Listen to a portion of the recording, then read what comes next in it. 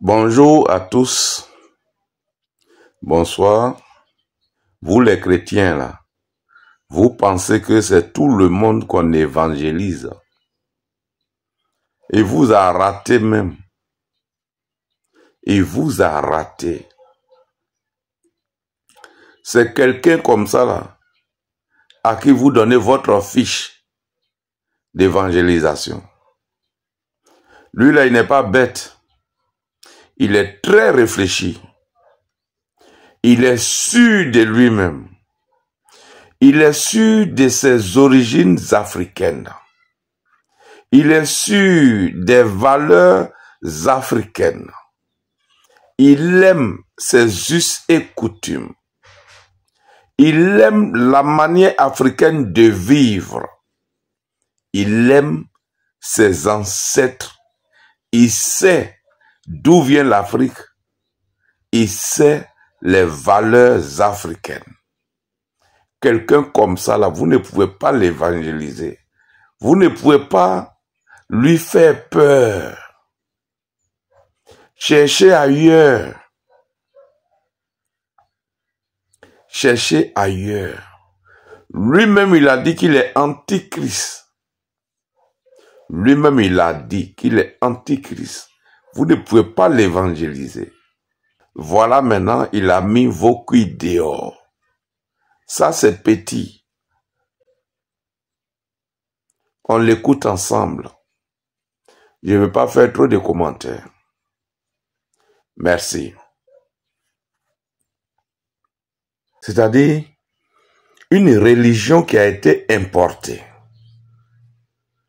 On a frappé même vos parents, vos ancêtres, qui a même été imposé. C'est de ça que vous venez parler à un Africain puissant.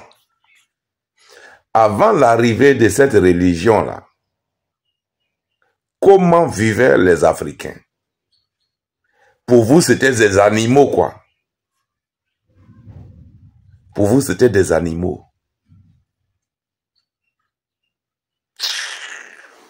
Vos maudits, il vous a raté. Je vais parler de l'église qu'on appelle VLR.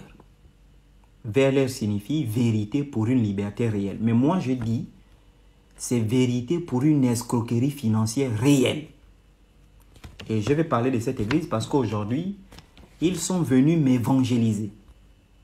Et je crois qu'ils n'ont pas été divinement avertis comme les autres pasteurs de mon avènement sur terre. Ils ont osé venir évangéliser l'antichrist, le fils du diable que je suis. Et donc aujourd'hui, ils m'ont évangélisé. C'est vrai que j'ai un petit frère qui priait dans cette église-là, que j'ai tout fait pour qu'il sorte. Il m'avait déjà donné cette fiche-là. Et des abonnés également m'avaient envoyé, mais je n'ai jamais prêté attention. Et aujourd'hui, ils m'ont évangélisé. J'ai dit, vraiment, moi, je vais donner ma vie au Seigneur. Et ils m'ont donné ça, cette fiche-là. Vous voyez? Engagement de baptême pour, c'est même écrit quoi là? Fiche de baptême et d'engagement pour un membre du VLR. Et ils m'ont demandé, tu colles ta photo ici et tu donnes toutes tes informations personnelles. Et il y a 30 engagements à l'intérieur. Messieurs et dames, je vais lire 5 engagements. Et vous allez vous asseoir sur votre canapé. Vous allez faire une semaine en regardant cette vidéo-là. Et vous n'allez pas réaliser que ce genre d'église existe dans ce monde. Messieurs et dames, les églises du réveil vous épuisent financièrement. Les églises de réveil vous épuisent physiquement, mentalement. Les églises du réveil divisent vos familles. Les églises du réveil vous vendent du rêve. En réalité, vous ne servez pas Dieu dans ces églises-là. Vous servez les intérêts d'un pasteur, de sa famille, de ses amis et de son clan. Vous n'êtes que des victimes. Vous n'êtes que des clients dans ces boutiques-là. On vous promet le mariage. Tu ne vas jamais te marier.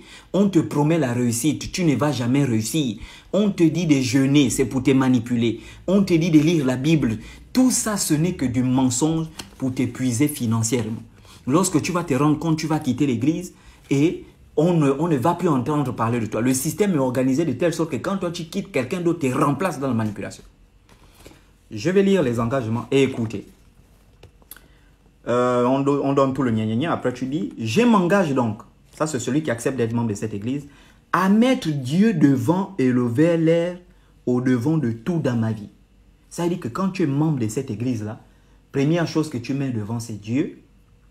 Deuxième chose que tu mets devant, c'est l'église.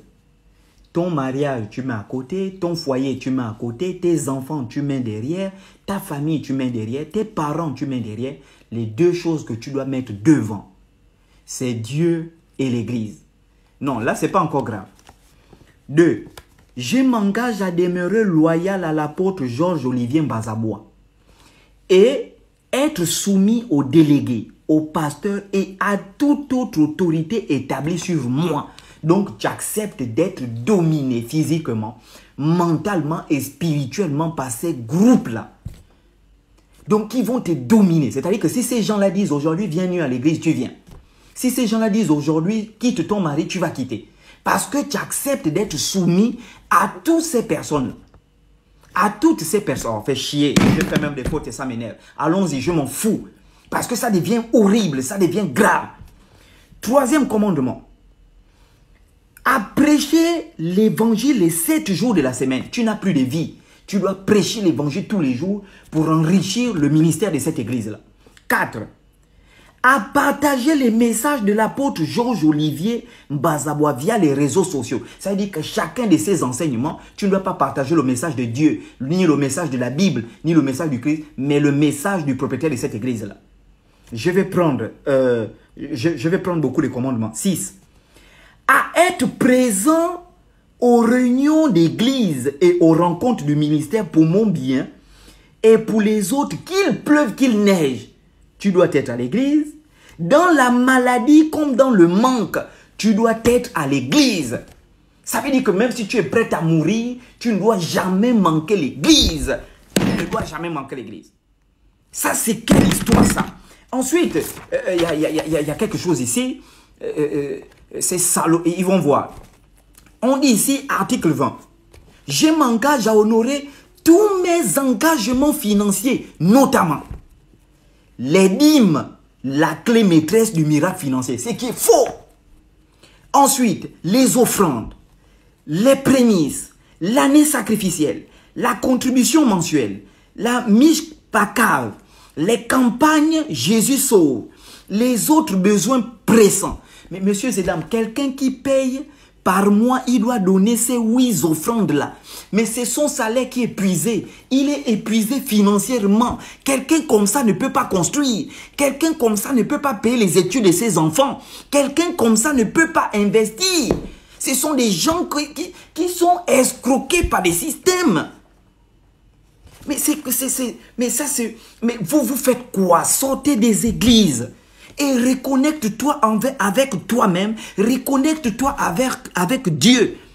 Et excusez-moi, toutes les fois, je peux même casser le téléphone là, ça m'énerve. Ça m'énerve, ça m'énerve tout ça là. Non, sérieusement, sortez de ces conneries là, sortez de ça. Ça sont pas... J'arrête, c'est bon.